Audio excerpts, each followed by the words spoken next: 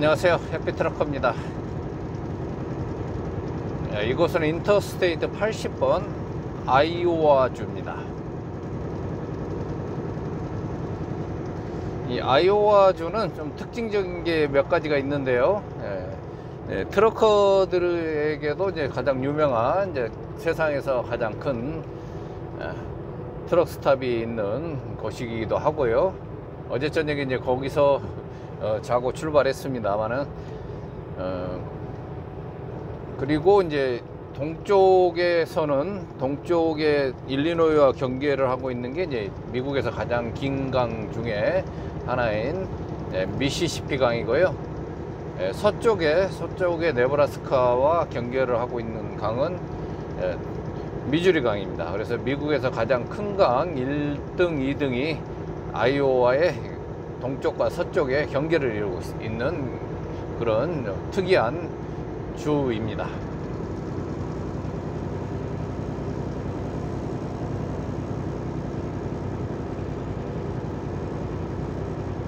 그리고 이제 미국의 중부 지형에 이제 속하는 지형으로서요, 약간 그 도로 80번 상의 도로는 약간 오르막 내리막이 좀 있는 이제 그런 도로입니다. 그래서 일리노이나 네브라스카의 평탄한 지형이 아니고 유일하게 여기 아이오와만이 이게 오르막 내리막이 약간씩 있어요. 그러니까 그렇다고 뭐 큰 오르막 내리막이 아니고 약간 언덕 같은 그런 거 한 2-3km 정도 되는 이제 그런 완만한 오르막 내리막이 계속 반복적으로 롤러코스터를 타듯이 이렇게 이어져 있는 게 이제 아이오와의 도로의 특징이라고 생각하시면 돼요. 그리고 이제 네브라스카에 가면은 이제 미국 80번에서는 이제 가장 평탄한 이제 그런 지형을 이제 만나게 됩니다. 일리노이 또한 여기 아이오와보다 훨씬 더 평탄한 중부의 그 평원의 그 지형을 가지고 있고요.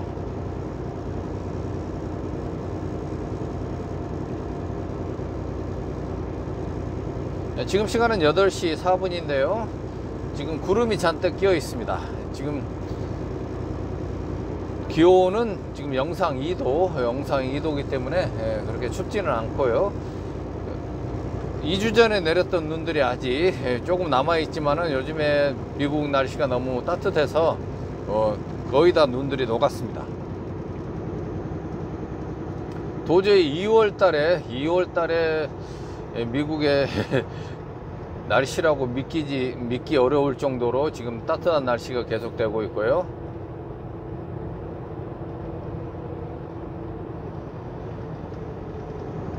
트럭커들은 뭐 눈이 안 오고 이렇게 좋은 날씨면은 그냥 좋죠. 그리고 이제 여기 아이오와에서 또 그 포인트가 하나 있다면은 이제 저는 제 인생에서 이제 가장 좋아하는 영화가 딱 3개만 꼽으라 그러면은 이 메디슨 카운티의 다리, 그리고 일본 영화 그 러브레터, 그리고 신들러 리스트입니다. 지금까지 제가 이제 가장 감명 깊은 영화들도 많이 있지만은 딱 간추려로 3개만 딱 추리라고 하면은 저는 딱 이게 3가지가 세 영화가 이제 가장 기억에 남는 것 같더라고요.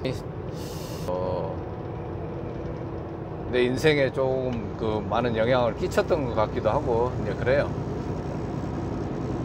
그런다고 뭐 영화처럼 살 수는 없지만은 그런 것들이 영화를 통해서 또 제가 하고자 하는 이제 그런 것들도 생각날 수도 있고 추억을 또 되짚어 볼 수도 있고, 신들러 리스트 같은 경우는 이제 뭐 한 사람의 잘못된 생각이 이제 수백만 명을 죽일 수도 있고, 또 한 사람의 선한 행동이 또 많은 사람을 구할 수 있다는 이제 그런 것을 느꼈는데요. 그래도 역시 선보다 악의 규모가 훨씬 더 크고 지배적이라는 것을 느끼고 그랬던 것 같아요. 그래도 그런 또 선을 실천하는 사람들 때문에 세상에 어느 한쪽에서는 또 희망을 볼 수 있지 않나, 이제 이런 생각이 들더라고요. 훨씬 더 악의 영향력이 이 세상을 지배하고 있습니다. 지금도 마찬가지죠. 그래서 히틀러는 수백만 명의 사람을 죽였고요. 신들러라는 사람은 자기가 할 수 있는 그 범위 내에서 최선을 다해서 그래도 많은 사람을 못했지만은 그 범위 내에서 그런 사람들을 구하기 위해서 노력했던 것들이 정말 어떤 저에게 또 큰 영향력을 끼쳤던 것 같아요. 그리고 러브레터 같은 경우는 너무 스토리가 좋아서 어렸을 때 그런 추억들을 다시 한번 이렇게 소환해내는 이제 그런 내용이어서 좀 가슴이 와닿았던 것 같고요. 그 유명한 대사 오겐키 데스까 와다시와 겐키 데스, 그 말을 그 하얀 서론에서 이츠키가 그 외칠 때 정말 가슴이 막 찢어지는 것 같았습니다. 그래서 너무너무 그때 이제 봤을 때는 또 새로운 어떤 또 숨겨지는 어떤 또 그런 것들이 많이 생각났던 이제 그런 영화고요. 이 메디슨 카운티 다리는 어떤 소설을 또 영화화한 거기 때문에 뭐 그게 한국에서는 뭐 불륜이 어쩌니 해서 문제가 많았고 여기 미국 사회에서도 마찬가지입니다. 그래서 그렇지만은 거기에 인간의 순수한 감성에 대한 것들, 감정에 대한 것들은 정말 그게 그 사실 그렇게 그게 누구나 그 이성이든 어떤 자기가 꿈이든 희망이든 그런 감정들이 있잖아요. 그 자기가 한 번쯤 느껴봤던 그런 감정들. 여기 영화에서는 이제 이성을 향해서 이제 그렇게 이제 표현을 할 수 있지만은 가장 명대사라고 뽑을 수 있는 한 번도 말해본 적이 없고 이렇게 확실한 감정은 일생에 단 한 번만 오는 거라고 이제 로버트가 프란체스카하고 같이 떠나기를 이제 원하면서 이제 이렇게 설득하는 그 멘트인데요. 물론 이제 이 소설이 또 영화가 될 수 있었던 것은 물론 프란체스카가 떠나지 않았기 때문에 이게 더 많은 사람들에게 울림을 주고 또 교훈이 되고 이제 그랬던 것 같아요. 그렇지만 일부 그 광신도들에 의해서 그 메디슨 카운티 다리가 불타기도 했는데요. 저는 이제 여기 이 구간을 지날 때면 아이오와 구간을 지날 때 되면은 이 소설의 배경이나 그 영화에서 나왔던 이런 것들이 다 이해가 돼요. 왜냐면은 정말로 그 배경이 그럴 수밖에 없었구나. 이제 이게 이해가 되는데 여기 아이오와 하면은 이제 미국에서도 깡촌입니다. 깡촌. 아주 깡촌 중에 깡촌이에요. 그래서 여기 그 액신 넘버 110번에서 이제 그 메디슨 카운티 다리까지는 한 30km 정도 되는 거리에 있거든요. 근데 아직 저도 거기를 가지 못했어요. 그래서 이제 나중에 시간이 되면 일부러 지금 가려고 남겨놨는데 지나가기는 무슨 지나가면서 여기서 가는 게 가장 가깝구나 이런 생각이 들어서 이제 여기를 이제 배경으로 해서 제가 이제 추리를 거리를 이렇게 가름해 보면은요 이해가 다 됩니다. 그게 그 소설에 나왔던 영화에서 나왔던 그런 얘기들이 현실 속에 있는 것 같아서 참 신기하긴 해요. 그래서 거기서 이제 그 프란체스카의 그 아이들과 이제 남편이 이제 시카고에 송아지 경매 그걸 보기 위해서 이제 떠나잖아요. 근데 그때 이제 마차를 타고 갔기 때문에 며칠이 걸리는 겁니다. 그래서 거기 메디슨 카운티의 다리에서 거기 그 다리가 아니라 그 메디슨 카운티라는 그 동네에서 시카고까지는 약 600km 정도 돼요. 그렇기 때문에 옛날에 이런 인터스테이트가 없을 때는 며칠을 가야 되잖아요. 그 마차를 타고 갔기 때문에. 지금은 인터스테이트가 있어서 시카고까지 6시간이면 갑니다. 6시간에서 5시간 정도. 근데 그때는 이제 마차로 가기 때문에 며칠을 이제 왕복하는 거죠. 그래서 그 공백 기간에 이제 그 4일간의 이제 사랑을 가지고 얘기를 하는 건데, 그 4일간의 그 사랑을 이제 평생 그리움으로 안고 이제 살아가는 이제 그런 그 스토리였는데요. 이제 그것은 어떻게 보면은 그 영화나 소설에서 나오는 어떤 이성 간의 그런 감정이었고, 그 사랑이라고 또 할 수도 있겠지만은요. 근데 저는 이제 그렇게 생각을 해요. 누구든지 그런 그 사랑이 될 수도 있고, 어떤 꿈이 될 수도 있어요. 그래서 평생 그런 감정들을 언젠가 누군가가 무엇을 통해서 간에 자기가 꿈을 만들었을 거고 목표를 설정했을 거라고 생각을 하거든요. 그리고 그 이성에 대한 감정도 마찬가지입니다. 자기가 한 번도 가져보지 못한 감정들을 이제 처음으로 가질 수 있었던 게 이제 사춘기라고 이제 볼 수도 있고요. 이제 그 이성에 대한 걸 처음으로 이제 마주했을 때 이제 그런 감정이라고 할 수가 있을 거예요. 그런 것들은 다 뭐냐면은 가슴이 뛰는 거예요. 가슴이 뛰는 겁니다. 그러니까 사랑도 그렇고 내가 꿈도 그렇고 가슴이 뛰는 거예요. 그래서 그 일을 하게 되는 거지, 가는 거잖아요. 그래서 이성에 대한 것도 가슴이 뛰기 때문에 자꾸 설레고, 그래서 자꾸 보고 싶고 이제 이렇게 되는 거잖아요. 그래서 꿈도 마찬가지입니다. 누군가가 그런 일을 하고 있을 때는 그 일이 나의 가슴을 뛰게 만들기 때문에 이제 그렇게 얘기를 하거든요. 그 전에 제가 그 한비아라는 그분을 이제 참 제가 좋아하는데, 그 사람 걸어서 이제 세상 뭐 다 돌아다니는 이제 그런 그 책을 쓰고 그래서 유명해져서 이제 그 사람도 이제 많은 그런 봉사활동을 하면서 이제 아프리카나 이런 데에서 이제 그 봉사활동을 하면서 자기의 영향력을 가지고 이제 많은 사람을 도와주는 이제 그런 역할을 하잖아요. 그러면서 이제 그 봉사활동 중에 하는 사람들이 와서 같이 하는 사람들하고 이제 그 과정 중에 이제 자기도 이 사람들이 왜 이렇게 이런 일들을 하는가 이렇게 이제 궁금증을 가지고 왜 너는 이제 그때 이제 뭐 아프리카에서 어떤 뭐 의사가 뭐 안과 의사인가 이 사람이 이제 봉사활동을 하면서 이제 그 사람한테 이제 물어봤다는 거예요. 너는 왜 편안하게 의사니까 돈 잘 벌고 그냥 편하게 살 수 있는데 왜 굳이 여기 와서 이렇게 어려운 일을 하느냐. 그러니까 그 의사가 이 일이 나를 가슴 뛰게 하잖아요, 그러더래요. 그게 정답인 것 같아요. 그래서 정답이라고 뭐 할 수는 없지만은 그 말이 너무 와닿더라고요. 예, 그런 게 똑같습니다. 그러니까 무슨 일을 하든 간에 그게 내가 가슴 뛰는 일이면은 항상 해도 즐겁고, 그게 돈과 상관없이 일을 해도 그게 행복한 거예요. 그래서 저는 이 메디슨 카운티의 다리에 이런 그 확실한 감정, 일생에 단 한 번만 오는 거, 그것 때문에 우리가 평생을 그것을 머릿속에 가슴속에 가지고 꿈이든 희망이든 가지고 살아요.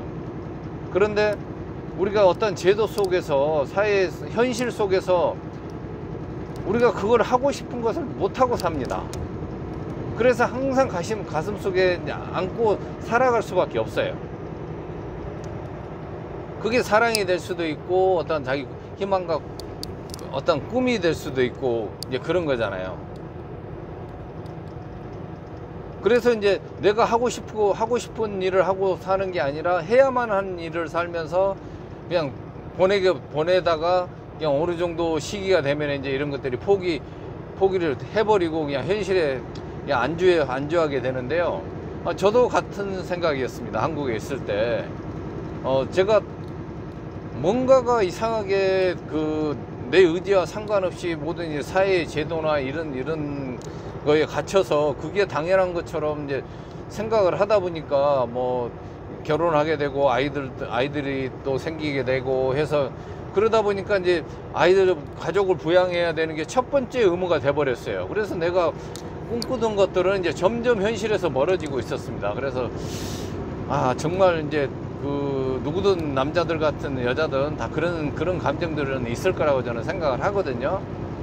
그래서 가만히 생각해 보니까 더 이상 삶의 의미가 없더라고요. 이게 희망이 없는데 무슨 이걸 내가 하고 싶은 걸 못 사는데 이게 정말 사는 걸까? 그리고 점점 내가 그전에는 좀 젊었을 때는 또 나중에 또 뭐 몇 년 후에 해야 되겠다 이렇게 생각을 하고 그나마 실가락 같은 이제 희망을 가지고 계속 지탱을 하고 그걸 뭐 마음에 품고 이렇게 살아왔어요. 근데 점점 이제 그게 그 신락 같은 그 희망이 점점 이제 멀어지고 이제 없어지고 이제 도저히 이제 꿈을 꿀 수 없겠다는 생각이 이제 되는 순간에 굉장히 허무했습니다, 인생에. 그래서 마지막으로 그냥 제가 생각했던 게 뭐냐면은 이것은 이제 정말 죽기 전에는 못 하겠구나 이런 생각을 했습니다. 죽기 전에는 못 하겠다 이제 이런 생각을 했는데, 그러면 내가 죽고 나서 다시 하면 되겠다 이런 생각이 든 거죠. 그래서 그냥 나를 죽이기로 했습니다.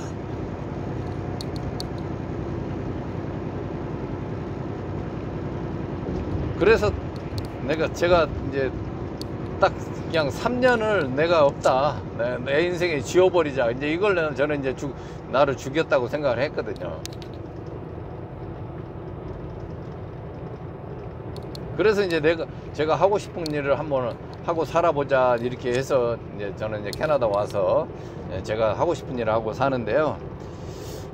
많은 사람들이 지금 요즘에 오늘 또 뭐 이제 연락을 주신 분이 있어가지고 이제 그런 얘기를 했는데, 누구나 그런 이제 현실 속에서 어쩔 수 없이 이제 대부분 이제 그런 현실의 벽에 부딪혀서 그냥 그렇게 어쩔 수 없이 살아가는 경우가 많잖아요. 그냥 내가 하고 싶은 것보다도 해야만 하는 일을 하고 살면서 항상 이제 가슴 속에는 자기가 하고 싶은 일이 있어요. 그래서 많은 사람들이 내가 돈만 벌면은, 내가 뭐가 되기만 하면은 그때 가서 내가 하겠다 그러잖아요. 그래서 내가 돈을 뭐 100억을 벌면 10억을 벌면은 나는 이제 그때 할 거다. 그렇게 이제 생각을 하면서 이제 1호를 하잖아요. 이민사회도 마찬가지입니다. 첫 번째 목적인 우리가 캐나다에 와서 이제 저도 마찬가지였습니다만은 많은 사람들이 그래요. 처음에 영주권을 따면은 뭔가가 될 거다. 영주권을 따면 해야지. 이제 이렇게 생각을 하고 첫 번째 영주권을 따기 위해서 정말로 지금까지 한 번도 해보지 않는 일, 그런 어려운 환경이나 이제 그런 것들을 그냥 그걸 목표로 해서 참고 기다리면서 영주권을 취득합니다. 근데 내가 특별하게 어떤 그 영주권을 따면서 이것을 활용을 해서 지금까지 해오지 못했던 것들을 하고 살 수 있다는 목표가 정확하게 정해지지 않는 이상은요, 영주권을 딴다 해도 방법이 없습니다. 영주권이 모든 걸 해결해 주지 않거든요.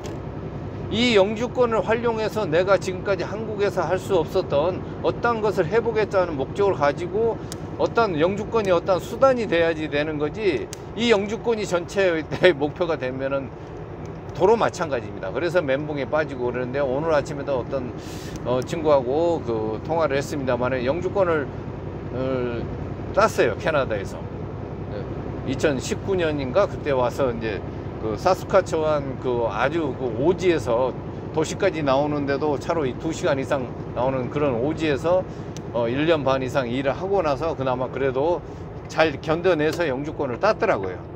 그리고 나서 이제 이 친구가 생각해 보니까 제 생각하고 같더라고요.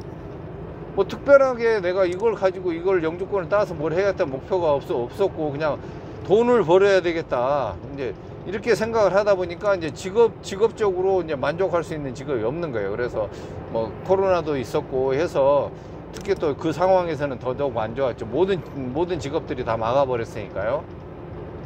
그래서 뭐 호텔에서 뭐 참 방 청소하는 거, 여기서는 뭐 하우스키퍼라 그러는데, 이제 그거 하다가 이제 어쩔 수 없이 이제 한국에 갔다고 그러더라고요. 그래서 한국에서 이제 제 유튜브를 보고 이제 봐서 또 새로운 또 계획을 세우려고 이제 어떻게 하면 좋겠냐고 이제 이렇게 이제 상담을 해왔어요. 이제 그런 경우입니다. 그러니까 어떤 자기가 처음부터 내가 영주권을 따는 목적이 무조건 영주권만 타면은 캐나다가 유토피아다 이런 게 아니거든요. 미국도 마찬가지입니다. 미국도 뭐 영주권을 따면은 무조건 뭐 처음에는 뭐 아이들 교육시키고 하는데 영주권만 있으면은 뭐 혜택도 있고 영주권이 주는 혜택도 있고 그러니까 뭐 어떻게 되겠지 그러지만은요, 그것을 활용해서 내가 지금까지 해보지 않은 이제 이런 일들을 할 수가 있어야 돼요. 그렇지 않으면 똑같은 생활이 됩니다. 한국이나. 그리고 또 여기가 더 조건이 안 좋을 수도 있어요. 그래서 이제 저 같은 경우는 그걸 목표로 분명히 했습니다. 나는 무조건 트러커가 되는 게 목표를 삼았고요. 그 목표를 이루기 위해서는 그 당시에는 이제 뭐 제가 그 LMIA나 이런 것들을 잘 몰랐기 때문에 그냥 영주권을 먼저 따자. 그래서 이제 트럭 LMI가 있는지도 몰랐어요.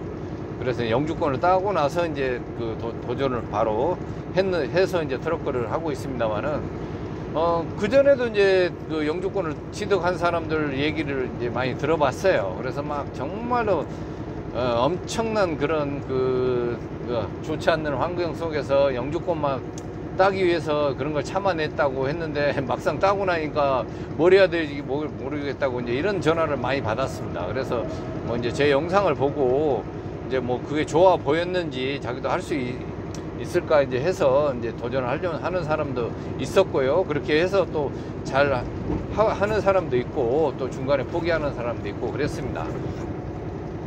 그러니까 여러분들이 뭐 영주권을 따든 앞으로 뭐 캐나다를 뭐 와서 뭐 영주권을 취득하기 위해서 어떤 일을 한다 해도 분명히 그런 목표를 좀 정확하게 하고 나서 이렇게 하면은 좀 더 그 희망이 좀 보이지 않을까 저는 생각을 하는데요. 정말 요즘에는 어렵습니다. 모든 게. 그러니까 그 전에 생각했던 이런 패러다임들을 다 바꾸지 않으면은요, 지금 어떻게 할 수가 없어요. 지금 그 전의 상식을 가지고 이 세상을 이제 바라보면은 안 됩니다. 이제 새로운 세상에 내가 어떻게 적응할 건가, 이제 이렇게 이제 어떤 새로운 계획을 세워야지, 아직도 옛날에 그런 그 구시대적인 어떤 그런 산업의 기존 산업들의 그 패러다임에 갇혀서 그걸 하겠다고 뭐 이렇게 계획을 세우면은요, 또 한 번 멘붕이 올 수가 있어요. 그래서 제가 그 전에 영상에도 말씀드렸지만은 코로나 이전과 이후가 다른 거고요. 챗 GPT가 나온 작년하고 또 올해하고 완전히 다른 세상이 이제 가고 있습니다. 이제 지금은 인공지능이나 로봇을 빼놓고 모든 전 산업에 대해서요, 얘기를 할 수가 없습니다. 모든 분야가 다 AI와 그리고 로봇에 의해서 다 점령이 될 수밖에 없고요. 그런 사업을 안 할 기업들이 없습니다. 그걸 안 할 수가 없거든요. 그거 인간을 쓰는 것보다 훨씬 더 효과적이고 괜찮은데, 어떤 정신 나간 사람이 무슨 박애 정신으로 인간들을 위해서 직업을 창출하기 위해서 인간들을 계속 고용하겠다, 이런 고용주가 있을 수가 있겠습니까? 자본주의 사회에서 조금이라도 10원이라도 1불이라도 이득이 되면은 옮겨가는 게 자본의 속성인데, 어떤 미친 자본주의가 인류를 뭐 인간들의 직업의 안정성을 위해서 그런 짓을 하겠습니까? 천만의 말씀입니다. 제가 봤을 때는. 그렇기 때문에 최대한 지금은 이제 직업을 가질 때 이 직업이 인공지능에서 어느 정도, 그리고 로봇에서 대체하는 기간이 얼마 정도 지체가 되고 얼마나 걸릴 건가, 이게 좋은 직업이 될 수밖에 없는 거예요. 지금 바로 대체될 수 있는 직업들은요, 연봉을 20만 불, 30만 불 받았다 해도 지금 다 책상 앞에서 집에서 해고 통보 기다리고 있습니다. 그리고 이미 그렇게 수만 명이 다 그렇게 작년부터 지금 해고됐고요. 앞으로 더 심해질 거라고 저는 생각하고, 지금은 일단 화이트 컬러 부분부터 지금 이제 줄어들고 있지만은요, 블루 컬러 직종도요, 지금은 뭐 안전하다고 할 수가 없습니다. 로봇이 지금 발전되는 속도를 보면은요, 정말 이건 지금 우리가 상상할 수도 없는 속도로 지금 발전하고 있어요. 이미 뭐 다 세계 인류 기업들이 로봇을 고용하잖아요, 지금.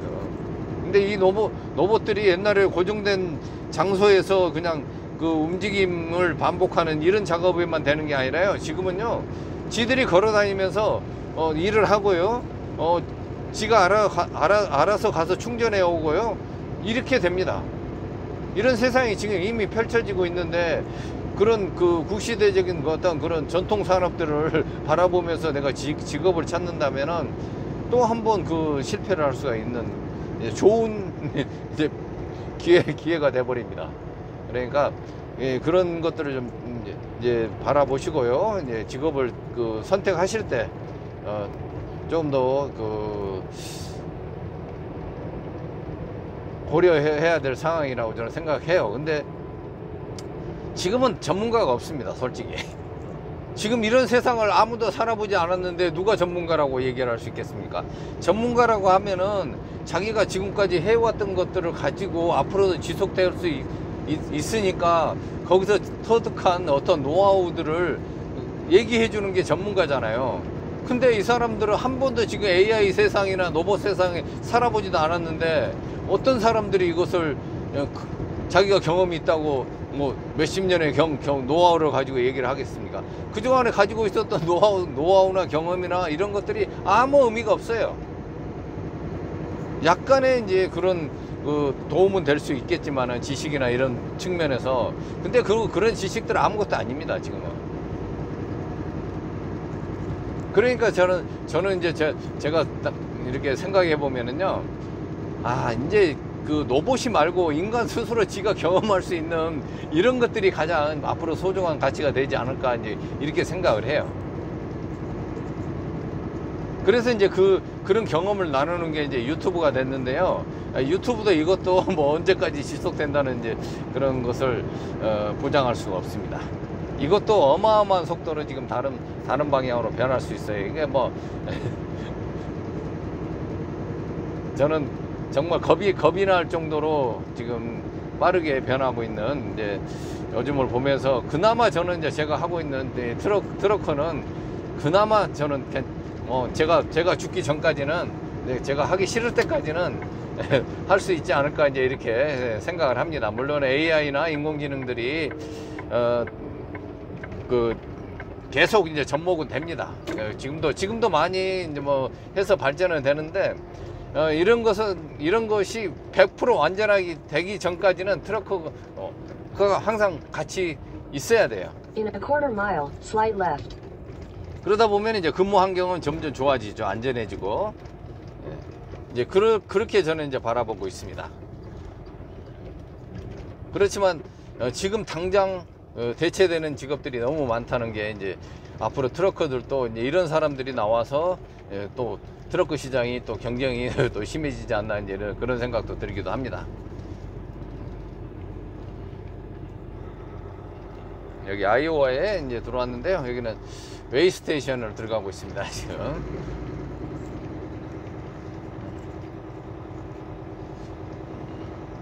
Slight left. 지금 이제 바이패스 웨이 스테이션은 이제 열어놓고 이제 들어오라고 해놓고 여기 안에서 이제 바이패스를 주는데, Continue for half a mile. 이제 그 무게 재지 말고 그냥 통과하라고 이제 그런 사인이 떴습니다.